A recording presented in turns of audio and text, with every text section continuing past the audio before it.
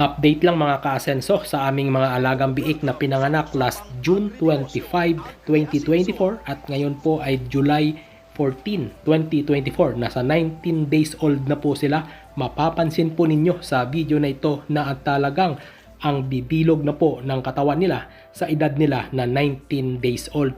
Alam nyo po ba na tanging Vitamin Pro lang po ang aming ipinapainom rito araw-araw sa 10 piraso ng biik na ito. Isang kutsarita sa 1 litro ng tubig po ang aming ibinibigay. Pero ngayon, dahil kulang na po ang 1 litro ng tubig sa kanila, ginawa po naming 1 kutsarita at kalahati na Vitamin Pro sa 1 kalahating litro ng tubig.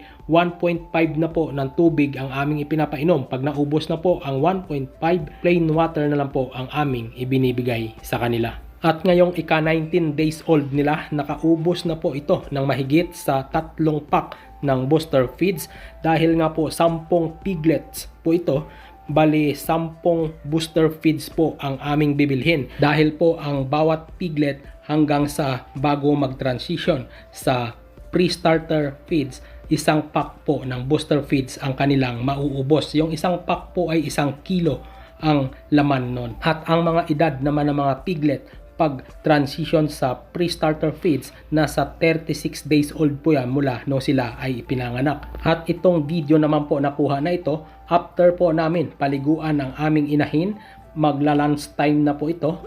Nagwawala na po ang mga biik sa kabila dahil nagugutom na rin sila kahit na sila ay nakakain ng booster feeds. Iba pa rin po kasi yung nakakadede sila sa gatas ng kanilang nanay. Kaya ang ginawa namin, pinakain muna namin ang inahin na meron pong Vitamin Pro Water Soluble Powder ang feeds na aming ipinapakain sa aming inahin. Ang dami po ng Vitamin Pro na aming ipinapainom araw-araw sa aming inahin. 1 litro ng tubig sa 1 kutsarita ng Vitamin Pro. 30 days straight din po yan araw-araw na ibinibigay namin sa inahin. At ang dami ng feeds na kanyang kinakain bawat araw, 5 kilo na po ang kanyang kinakain dahil may 10 biik po ito, kaya 5 kilo ang dami ng feeds na aming ibinibigay.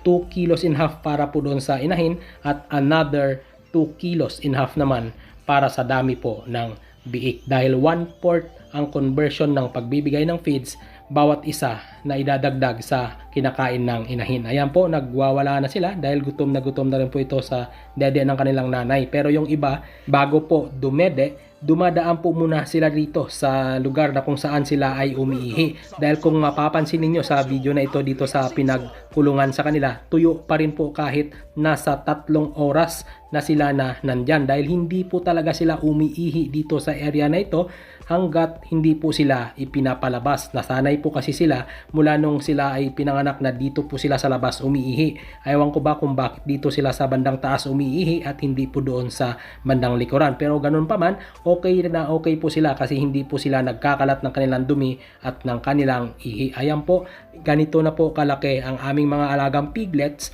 sa edad na 19 days old mula nung sila ay ipinanganak. Talagang ang bibilog po ng katawan nila dahil nga po yan sa Vitamin Pro na aming ibinibigay sa kanila. Araw-araw po yan mula sa ika-6 days nila o sa ika-5 days nila mula nung sila ipinanganak hanggang sa sila po ay maiwalay na. At pag nawalay na po sila, nasa pre-starter feeds na po sila, every other day na lang po kami magbibigay ng Vitamin Pro. May day off na 1 araw para hindi naman po masyadong mabigat sa bulsa sa pagbili po ng vitamins. Pero kung may sapat tayo na budget, pwede naman po yan araw-araw para mas malobo ang ating alagang baboy hanggang sa sila ay i-dispose. Dahil ang Vitamin Pro po, meron po itong body weight enhancer. Welcome sa usapan.